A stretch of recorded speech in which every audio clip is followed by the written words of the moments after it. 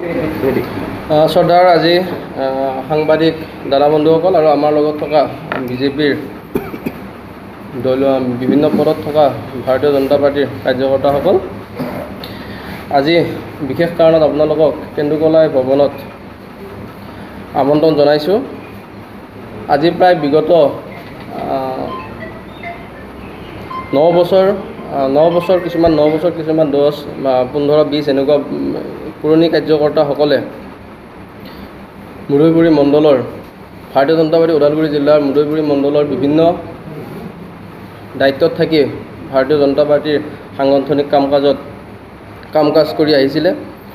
আৰু আজি অতি দুখেৰে আপোনালোকক জনাওঁ যে কাৰ্যবাহী সদস্য আমাৰ মুদৈপুৰী সমষ্টিৰ এমচিলা তথা কাৰ্যবাহী সদস্য দিগন্ত বৰুৱা ডাঙৰীয়া আৰু মণ্ডল সভাপতি আৰু আমাৰ গৰাকীৰ কাৰ্যবাহী সদস্যগৰাকীৰ ব্যক্তিগত সহায়ক দীপাংকৰ ডেকাই মুদৈপুৰী মণ্ডলটিক মুদৈপুৰী মণ্ডলৰ যি সংগঠন এই সংগঠনটিক স্বেচ্ছাচাৰিতাৰে পৰিচালনা কৰাৰ বাবে আমি আজি সমূহীয়াভাৱে ভাৰতীয় জনতা পাৰ্টিৰ মুদৈপুৰী মণ্ডল সমিতিৰ পৰা অব্যাহতি ল'ব ওলাইছোঁ। এই বিষয়টো আপোনালোকক জ্ঞাত কৰিবৰ কাৰণে আপোনালোকক এই কেন্দুকলাই ভৱনত আপোনালোকক আমন্ত্ৰণ জনাইছোঁ। আপোনালোকে সাময়িকভাৱে আমি সমূহীয়াকৈ আমি অব্যাহতি লৈছোঁ। আজি ভাৰতীয় জনতা পাৰ্টি মুদৈপুৰী মণ্ডল সমিতিৰ পৰা আমি প্ৰায় 30-40 জনমান ব্যক্তি আছোঁ। আপোনালোকক সংবাদ মাধ্যম আমাৰ যি পদত্যাগ পত্ৰসমূহ আপোনালোকক দিম। আজি আমি সেইকাৰণে আপোনালোকক আমন্ত্ৰণ জনাইছোঁ। মেইন কাৰণটো কি আপোনালোকৰ? ভাৰতীয় জনতা পাৰ্টিত আছে। ইয়াৰ মুখ্য কাৰণ আচলতে আমি 5 বছৰ যেতিয়া দিগন্ত বৰুৱা ডাঙৰীয়াক আমি 2020 চনত তেওঁ টিকেট পাইছিলে ভাৰতীয় জনতা পাৰ্টিৰ পৰা, তেতিয়াও আমাৰ ইয়াত এটা বিসম্বাদ সৃষ্টি হৈছিলে। তেতিয়া আছিল আমাৰ নিৰঞ্জন সিং ডাঙৰীয়াও আছিলে। নিৰঞ্জন সিং ডাঙৰীয়াই টিকেট নোপোৱাৰ পিছত মুদৈপুৰী মণ্ডলৰ যি সংগঠন সেই সংগঠন ভাঙি চুৰমাৰ হৈ গৈছিলে। আমি তেতিয়া ভাৰতীয় জনতা পাৰ্টিত 2020 চনৰ 22 তাৰিখে যেতিয়া 22 মাৰ্চত যেতিয়া লকডাউন হৈছিলে, সেই লকডাউন হোৱাৰ পৰা আমি টোটেল 9 মাহত মুদৈপুৰী মণ্ডলটো সম্পূৰ্ণভাৱে সংগঠন বুথৰ পৰা মৰ্চাৰ পৰা সকলো সংগঠনৰ কাম কৰি আমি দিগন্তদাক জয়ী কৰাৰ কাৰণে বহুত কষ্ট কৰিছিলোঁ। সেয়া আমাৰ কলাগাঁওবাসী ৰাইজেও জানে। আজি পদত্যাগ দিয়াৰ মূল কাৰণটো এইটোৱেই যে দিগন্তদাই যি কাম কৰিলে এই 5টা বছৰত, তেওঁৰ উন্নয়ন যিবিলাক কাম কৰিলে, উন্নয়নৰ লগতে তেওঁ আমাৰ সাংগঠনিকভাৱে তেওঁ যি স্বেচ্ছাচাৰিতাৰে আৰু মণ্ডল সভাপতি দীপাংকৰ ডেকাই যি মানে সংগঠনত যি স্বেচ্ছাচাৰিতাৰে তেওঁলোকে শাসন কৰিলে তাৰ বাবে আমি খুব দুখ পাইছোঁ। কাৰণ মই মণ্ডলৰ 6 বছৰ মই জেনেৰেল ছেক্ৰেটাৰী আছিলোঁ মুদৈপুৰী মণ্ডলৰ। দিগন্তদা 2020 চনত তেওঁ আছিলে মুদৈপুৰী মণ্ডলৰ, যেতিয়া টিকেট পাইছিলে তেতিয়াও মই জেনেৰেল ছেক্ৰেটাৰী আছিলোঁ। আৰু তেওঁ হোৱাৰ পিছতো মই 4 বছৰ মই জেনেৰেল ছেক্ৰেটাৰী থাকিলোঁ। আৰু সেই 4টা বছৰত যথেষ্ট কষ্টৰে সংগঠনৰ কাম কৰিছিলোঁ। কৰাৰ পিছত আজি কিছুমান বিষয়বস্তু দিগন্তদাই কৰা কাম বা তেওঁ জনাই হওক নজনাই হওক, তেওঁ নাজানিবও পাৰে, জনাই হওক নজনাই হওক, তেওঁ যিবিলাক কাম কৰিছে আমি এতিয়া জ্ঞাত হৈছোঁ, জানিব পাৰিছোঁ। আমি অন্তৰত দুখ পাইছোঁ। আমি ভাৰতীয় জনতা পাৰ্টি এটা পঞ্চনিষ্ঠাত আদৰ্শত থকা দল, যিয়ে আমাৰ ভাৰতীয় জনতা পাৰ্টিৰ দলটোৱে আজিৰ তাৰিখত যি আমি আমাৰ অবৈধ বেদখলকাৰী বুলি কওঁ, অবৈধভাৱে বাস কৰা মানুহ বুলি কওঁ, সেনেকুৱা মানুহবিলাকক দিগন্তদাই কোকৰাঝাৰৰ এজন মুছলিম ব্যক্তি, মুছলিম মানে আমি মিয়া বুলি কওঁ আৰু যাক, সেই মিয়া ব্যক্তিজনক 2025-26 বৰ্ষত প্ৰায় 12 কোটি টকাৰ কাম এল'কেশ্যন দিছে। যিটো ইৰিগেশ্যন, যিটো দিগন্তদাই পায় মাত্ৰ 19 কোটি টকা, তাৰে কোকৰাঝাৰৰ এজনকে দিছে তেওঁ 12 কোটি টকা।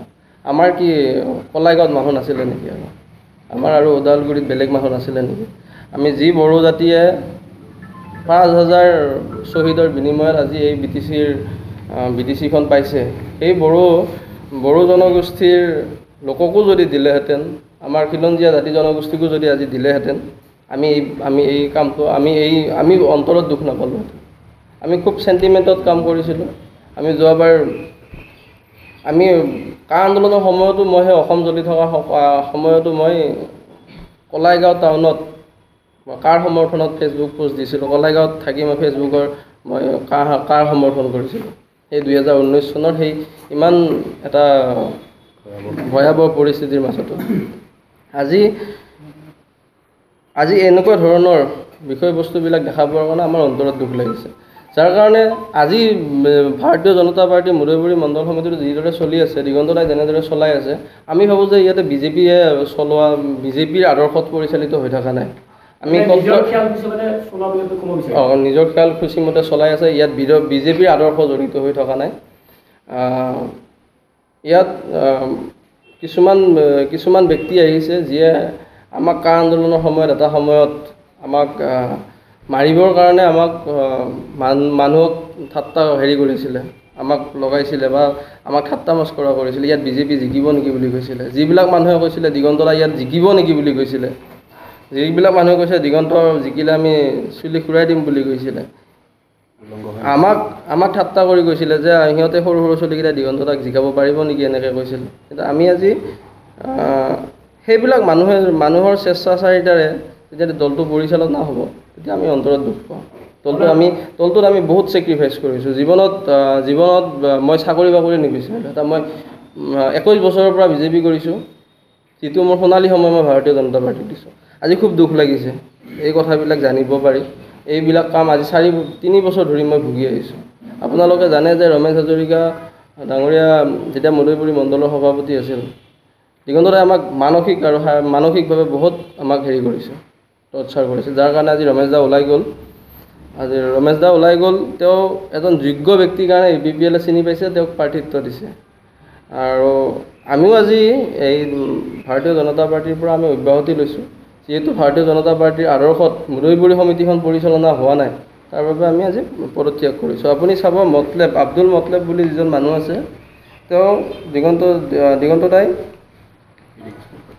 টোটেল 25-26ত 19 কোটি বা 12 কোটি টকা দিছে 24-25ত প্ৰায় দিগন্ত দাই 18 কোটি নে 17 কোটি টকা পাইছিলে তাৰে তেওঁ 7 কোটি 30 লাখ টকা দিছে এজন মিয়া ব্যক্তিক এজনক দিছে যাৰ কাৰণে আমি দুখ পাইছোঁ আমি খুব চেণ্টিমেণ্টত আমি কাম কৰিছিলোঁ আমি দিগন্ত দাক যেতিয়া আমি ৰাইজৰ মাজত লৈ গৈছিলোঁ তেতিয়া আমি অসমীয়া চেণ্টিমেণ্ট দিছিলোঁ আমি হিন্দুৰ চেণ্টিমেণ্ট দিছিলোঁ কিন্তু দিগন্ত দাই অসমীয়াকো চিনি পোৱা নাই হিন্দুকো চিনি পোৱা নাই এটা নিকৃষ্ট মুনাফাৰ বাবে তেওঁ সকলো চেণ্টিমেণ্ট জাতীয়তাবাদী চেণ্টিমেণ্ট আমাৰ ভাৰতীয় জনতা পাৰ্টিৰ যি আদৰ্শ যি আমিতো হিন্দুত্ববাদী চেণ্টিমেণ্টৰ মানুহ সেই চেণ্টিমেণ্টটো বিসৰ্জন দি তেওঁ কাম কৰিছে তাৰ বাবে আমি অন্তৰত দুখ পাইছোঁ আৰু সেইবাবে যে ভাৰতীয় জনতা পাৰ্টিৰ মুদৈপুৰী মণ্ডল সমিতি যে বিজেপিৰ আদৰ্শত পৰিচালনা হোৱা নাই এইবিলাকে প্ৰমাণ কৰে সেইকাৰণে আমি ভাৰতীয় জনতা পাৰ্টিৰ পৰা অব্যাহতি লৈছোঁ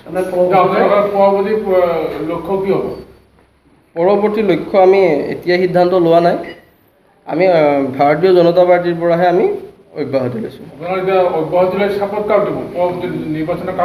আমি পৰৱৰ্তী সময়ত আমি যিহেতু বহুখিনি ব্যক্তি আছোঁ আমি সকলোৱে আলোচনা কৰি আমি এজন ব্যক্তিক সমৰ্থন মানে দিবও পাৰোঁ নিদিবও পাৰোঁ যদি মানুহখিনিয়ে কয় বোলে আমি আৰু ৰাজনীতিয়ে নকৰোঁ আমি বোলে আৰু কিছুমানে যদি কয় বোলে আমি ৰাজনীতিয়ে নকৰোঁ কিন্তু আমি এনেকৈয়ে থাকিম কিন্তু আমি কোনো ৰাজনীতিৰ লগত হয়তো জড়িত নহ'ব পাৰোঁ বৰ্তমান সময়ত আপোনালোকে ভাৰতীয় জনতা পাৰ্টি মুদৈপুৰী লগত নাই পৰিষদীয় সমষ্টিত নাই মুদৈপুৰী পৰিষদীয় সমষ্টিত আমি সহায় কৰিব নোৱাৰিম এইবিলাক আদৰ্শৰ কাৰণে আমি নোৱাৰিম আমাৰ মনে নকয় বিবেকে নকয় কাৰণে আমি সহায় কৰিব নোৱাৰিম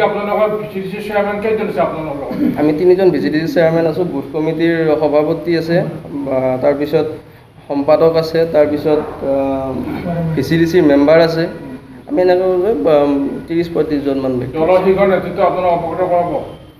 দলৰ শীৰ্ষ নেতৃত্বক আমি যথেষ্ট কথাবিলাক কৈছিলোঁ তেওঁলোকে আচলতে আমাৰ কথাবিলাক গুৰুত্ব নিদিলে।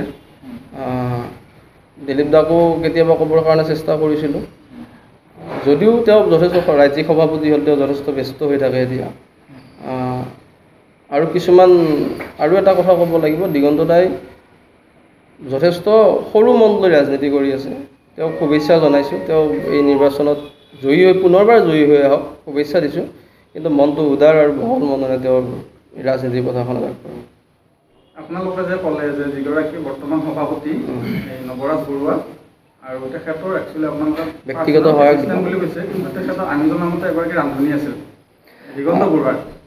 তেখেতৰ ওপৰত এনেকুৱা এটা হেৰি আহিছিল। আৰু দ্বিতীয়তে নৱৰাজ বৰুৱাৰ বিভিন্ন ক্ষেত্ৰত আপোনাৰ কেলেংকাৰী হওক বা তেখেতৰ ওপৰত কিন্তু হত্যাৰ গোচৰো তেখেতৰ আছিলে, সেই ক্ষেত্ৰত কি ক'ব? আচলতে আমি সভাপতি দিলে আপোনালোকে আপত্তি কিয় নকৰিলে? আচলতে আমি ব্যক্তিগতভাৱে কাকো আক্ৰমণ কৰিব খোজা নাই। নৱৰাজ তিলদাই দলটো ভালদৰে পৰিচালনা কৰক। আজি যিদৰে দলটো পৰিচালনা হৈ আছে, এইদৰে ভালদৰে পৰিচালনা কৰক, তেওঁক আমি শুভেচ্ছা জনাইছোঁ। কিন্তু মানে তেওঁ যিবিলাক কাম কৰিছে ৰাইজে গমেই পায়। মই যদি কৈ দিওঁ আজি মোক ব্যক্তিগতভাৱে কিছুমান আক্ৰমণমূলকভাৱে ল'ব, তেওঁৰ লগতো মোৰ বেয়া হ'ব, ময়ো তেওঁৰ লগত বেয়া হ'ব লাগিব। সেইকাৰণে আমাৰ উদ্দেশ্য, আমাৰ যিটো উদ্দেশ্য ভাৰতীয় জনতা পাৰ্টীৰ আদৰ্শত থাকি তেওঁলোকে কাম কৰক, সেইটোহে তেওঁলোকক আমি ক'ব বিচাৰিছোঁ। এনেকুৱা এটা ক্ষোভ হ'ল, এই ক্ষোভৰ ক্ষেত্ৰত আজি অব্যাহতি ল'বলগীয়া হ'ল, এনেকৈ মই ভাবোঁ। যিখিনি ক্ষোভ প্ৰকাশ কৰা গ'ল, এই খবৰ ভিতৰত আৰু বেলেগ অন্য কিবা ক্ষোভ থাকিব পাৰে, যিখিনি আমি ভাবিছোঁ আপোনালোকৰ ভিতৰৰ পৰা ক্ষোভটো ওলাই অহা নাই। যিখিনি আপুনি কথাখিনি কৈছে, আপোনালোকে দলক এক প্ৰকাৰে ধৰক দলৰ পৰা ওলাই আহিছে, অব্যাহতি লৈছে, লৈ উঠি আকৌ ধৰক এটা শুভ বাৰ্তা বা তেওঁলোকলৈ এটা প্ৰেৰণ কৰা হৈছে। গতিকে এই ক্ষেত্ৰত আৰু বেলেগ অন্য কিবা ক্ষোভ বাৰু ইয়াৰ ভিতৰত কিবা থাকিব পাৰে বাৰু? নাই, অন্য ক্ষোভ নহয়। আমাৰ ভাৰতীয় জনতা পাৰ্টীৰ এটা কথা, ভাৰতীয় জনতা পাৰ্টী যিহেতু মই সৰুৰ পৰা কৰিছোঁ, ভাৰতীয় জনতা পাৰ্টী এটা বস্তু দেখাইছে যে শিষ্টাচাৰটো শিকাইছে। আমি সেই শিষ্টাচাৰ অনুযায়ী আমি তেওঁলোকক শুভেচ্ছা দিছোঁ। আমি আমাক ঘৰৰ পৰা মা দেউতাই যিটো শিষ্টাচাৰ শিকাইছে, যিটো ব্যৱহাৰ শিকাইছে, সেই যিটো ব্যৱহাৰ শিকাইছে তাৰ বাবে আমি তেওঁলোকক শুভেচ্ছা জনাইছোঁ। কিন্তু ভাৰতীয় জনতা পাৰ্টীৰ আদৰ্শত থাকি তেওঁলোকে কাম কৰক, সেইটোৱে তেওঁলোকক আমি জনাব বিচাৰিছোঁ। আৰু তেওঁলোকে যিবিলাক কাম কৰি আছে, যে মানুহক তই বিজেপিত জইন কৰ, তহঁতক কোটি কোটি টকাৰ মানুহ বনাম। ভাৰতীয় জনতা পাৰ্টীয়ে কেতিয়াও কোটি টকাৰ কাম কৰিবৰ কাৰণে ইয়াতে মানুহক জইন কৰাব নালাগে। ভাৰতীয় জনতা পাৰ্টীৰ নীতি আৰু আদৰ্শৰ ওপৰত বিশ্বাস ৰাখি তেওঁলোকে ভাৰতীয় জনতা পাৰ্টীত জইন কৰক, যিসকলক জইন কৰাই আছে।